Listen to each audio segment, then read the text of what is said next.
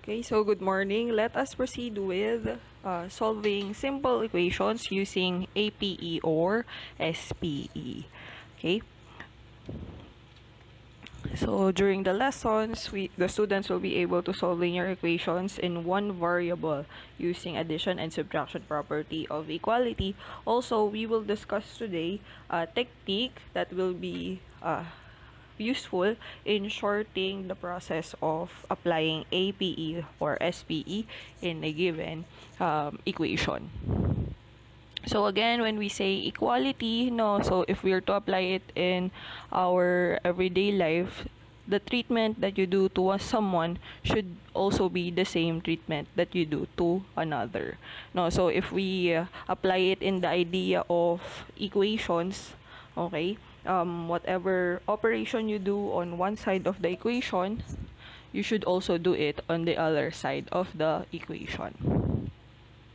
So, for example, we have x plus 5 equals 15. No po? So, we have what we call the term isolate. No? So, we are to isolate the variable. Ibig sabihin, the variable should be alone. Pwedeng sabihin natin alone or mag-isa on one side of the equation, and all of the other terms should be on the other side of the equation, not with the variable, no? So if that's the case, we have here positive 5. So we have to apply properties of equality to remove this plus 5 here. Okay? So hindi naman pwedeng basta na lang natin tanggalin yung plus 5 dito or i-erase it and x will become 15. Hindi pwedeng ganun, 'di ba? Because if you check, 15 plus 5 is not equal to 15. Okay? So, by applying the two properties that we have already cited earlier, if we apply APE, let's say our given is x plus 5 equals 15, and we add 5, we cannot arrive on a solved equation, no? So, pag sinabing solved equation, one variable on the left and on the right is the value of the variable. But if we apply SPE and we subtract the same number, no? So, we have plus 5 kasi. So, we subtract 5 from it. Syempre, magzi-0 na siya. Same with on the right, same process on the right side, no? So, syempre, kung cancelled na to, x na lang ang matitira on the left side, and 15 minus 5, 10 na lang po yung nasa right side, no? So, this one is a solved equation kasi we have one variable on the left and the value of the variable on the right. Okay? So, as you can see, if the given operation with the variable is addition, we apply the reverse process to solve the equation. No? So, kung ito ay x plus 5 equals 15, kung babawasan natin ng tig-5, yung left and right side, we will be able to solve the equation. Ayan. So, let us introduce yung transposition technique. No po? So, from the word itself, transposition, trans meaning change, and position, syempre, no? So, change position. Okay? So, for the transposition technique, okay? So, let's say our given is x plus 28 equals 47. The format, or let us follow the format, that all of the terms with variables will be written on the left side of the equation, and all of the terms without variables will be written on the right side. No, so if we are to follow the format, okay, standard natin format, mapapansin nyo that 28 is the odd one out, no? So, siya yung nasa maling position. Now, if we are to do the transposition technique, once a term crosses over the equal sign, no, it will change its sign. No, so from being positive, it becomes negative. Okay, so kung mapapansin nyo, x will still remain as x, 47 will still remain as 47. Ang nabago lang is yung 28 natin. From being positive, it becomes negative. So as you can see, it shortens the process of applying SPE. No, kasi itong ginawa natin to, para siyang yung kanina nating example, 'di ba? So x plus 5 equals 15. Ito na bago lang, x plus 28 equals 47. So instead of subtracting minus 28, yan, on both sides, no, ang ginawa na lang natin para simplified yung pagsusulat natin, we just wrote this one, no. So yung kumbaga nakapag-subtract na tayo. And solving our equation, x will be equal to 47 minus 28 is 19. So take note that the transposition technique can only be applied for equations that will apply APE or SPE. Ano yung mga equations na yon? Syempre yung mayroong involved na plus or minus sign sa pagitan ng dalawang terms natin. No po? So that is APE or SPE. So let us have the following examples. No, so isolate the variable using APE or SPE, or use the transposition technique. Okay. So for the first one, we have, instead of having x plus 28 equals 47, naging x minus 28 equals 47 naman siya. Okay, so again, all of the terms with variables will be on the left side, and the terms without variables will be on the right side. So yung term na odd one out ulit is negative 28 na siya, no? And negative 28 will be transposed to the other side of the equation. So meaning yung x po will stay on the left side, and 47 will stay on the right side. Okay, so para hindi po kayo nalilito and talagang format sa pagsusulat ng equations, no, lahat ng equal sign, pantay-pantay, no? So we won't put equal sign in front na po. Unlike dun sa expressions na ginagawa natin dati, no? Ngayon, dahil equations yung pinag-uusapan natin, the equal sign will be on the middle. Okay, so x equals 47 and negative 28 will become positive 28.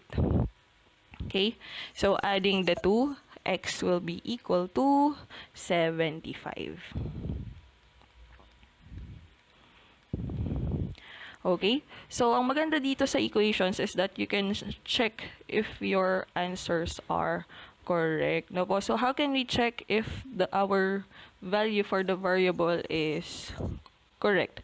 No, so syempre, i-apply natin yung ginawa natin na earlier, yung nag-evaluate tayo and we simplified. We see if we will have the same value on the left and the right side na po of the equation. So for the checking, sulat na lang natin dito, checking. If x equals 75, we substitute 75 to all of the x's in the original equation. So x will become 75. Bring down 28 and 47, and 75 minus 28, no? So this is equal to, ayan. Okay, so 15 minus 8 is 7, then 6 minus 2 is 4, so it's 47. Since equal yung left and right side, therefore x equals 75 is correct. Let us try another one. So for this one, we have x plus 12 equals 25. Okay, so again, all of the terms with the variable on the left and without variable on the right.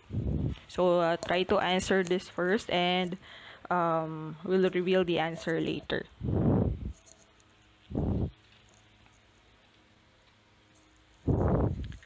Okay, so let's discuss the answer. Again, the odd one out will be transposed. Okay, so we have x equals 25 minus 12. No po, so positive becomes negative. If you're asked what property is applied here, no, so on the first one, what we applied, since naging positive yung negative 28, what we applied is APE. And for this one, since positive 12 naging negative 12, what we applied is SPE. Okay, so subtracting 25 and 12, our answer will be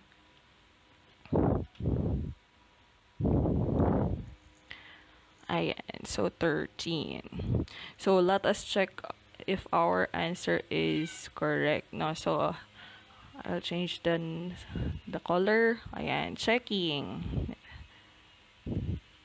If x equals 13, we substitute 13 to all of the x's in the original equation. X plus 12 equals 25. So x becomes 13. And adding the 2, tama naman, no? So 25 ang kalalabasan.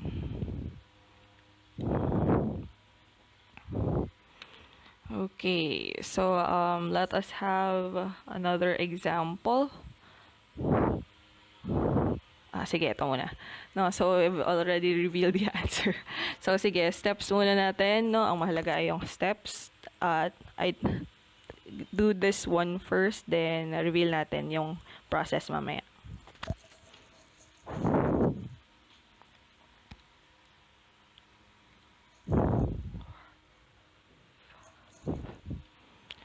Okay, so revealing the process, again, negative 11, kasi kailangan nasa left side lahat ng variable, right side ng equation lahat ng wala.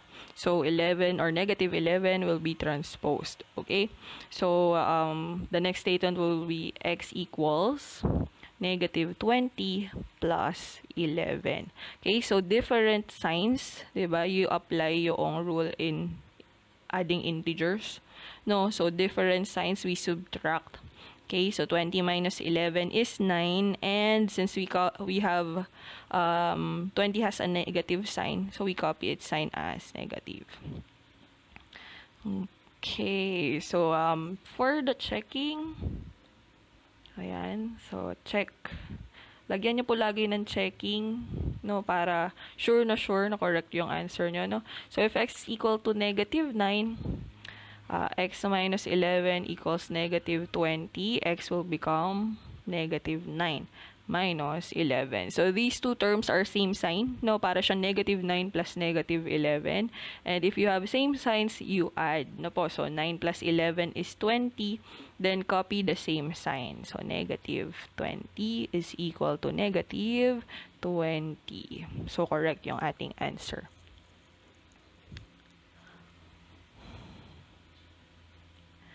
For the next examples, no, medyo may pagkat multi-step na siya, no, but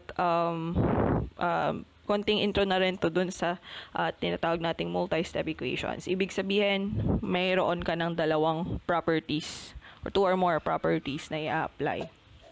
So, let's say our given is 32 minus x equals negative 27.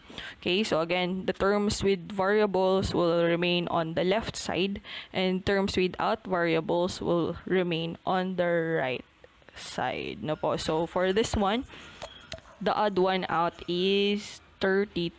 So, change ko lang to sa red. Okay, 32 will be transposed, no? So writing our next statement, make sure that you also bring down all of the signs, no? So if we have here x and its sign is negative, no, the previous two examples has positive as the sign of x, no? So kung negative man ang x dito, so you have to bring it down. Negative x equals negative 27, and 32 will also become negative.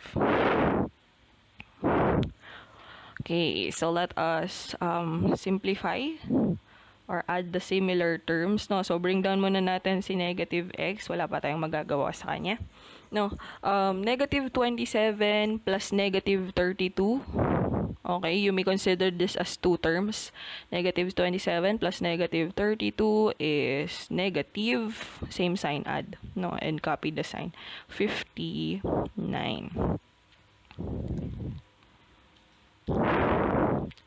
Then, ito naman ang sunod na mangyayari, no? So, although hindi pa natin na-discuss yung MPE or DPE, so, pwedeng isipin nyo itong equation nito like this situation, no? So, since we have here hidden 1, no? Ano daw yung imumultiply mo sa negative 1? Ito ang tanong, ano daw tong x na ito na imumultiply mo sa negative 1 para maging negative 59? Yan. So, if you answered 59, then you are correct. No? So, x equals 59. So, anong nangyari? What we did is we divided 59 by -1. No? Kaya siya naging positive na. So, let us check the given, or if our answer is correct. So, for the checking, if x equals 59, if x is equal to 59, 32 minus x equals -27. So, 32 minus 59. No, mas malaki yung ibabawas mo. Okay? So, you may also consider this as differently signed integers, isang positive, isang negative. So, subtract nyo po sila diretso. So, 9 minus 2 is 7. 5 minus 3 is 2. Then, dahil the sign of the greater integer is negative, or greater absolute value is negative. So, yun yung kukopihin natin. So, tama nga naman. -27 equals -27. So, correct yung 59.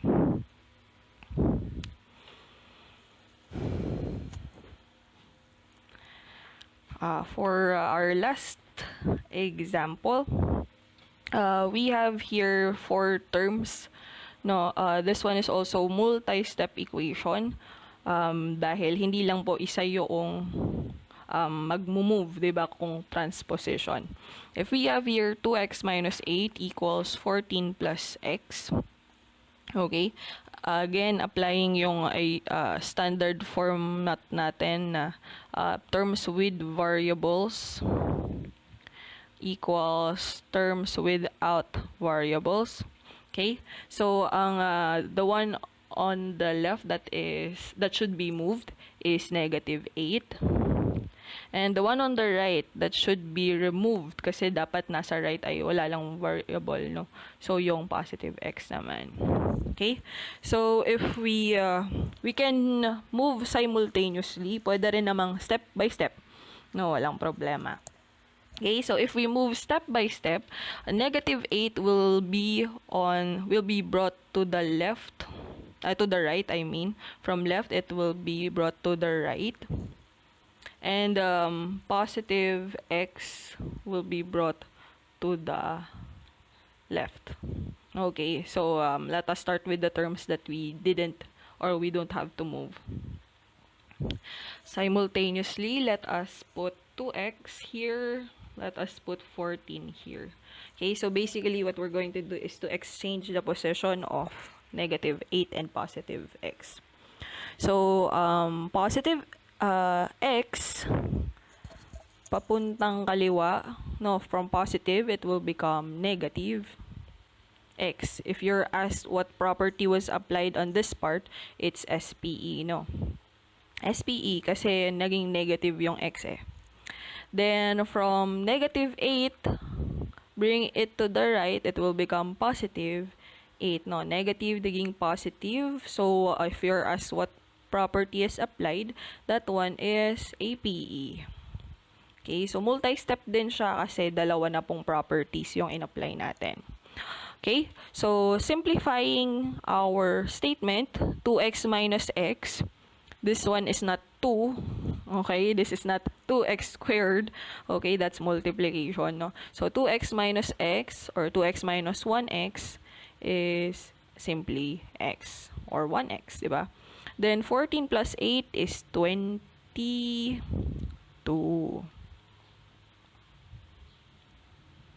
Okay, so let's check.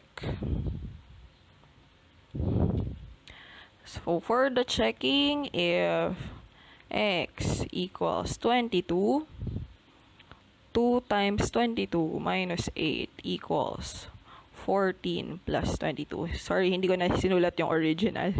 Medyo limited yung space eh. So, 2 times 22, again, after replacing, we perform PEMDAS. So, multiply first.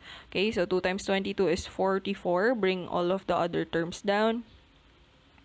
Then, let's simplify separately the left and the right side. So, 44 minus 8 is the same as 40 minus 4.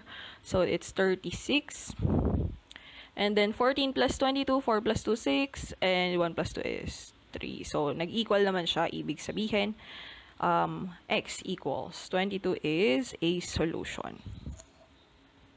Okay, so for the next video, we will proceed or we will focus on multiplication property of equality and division property of equality.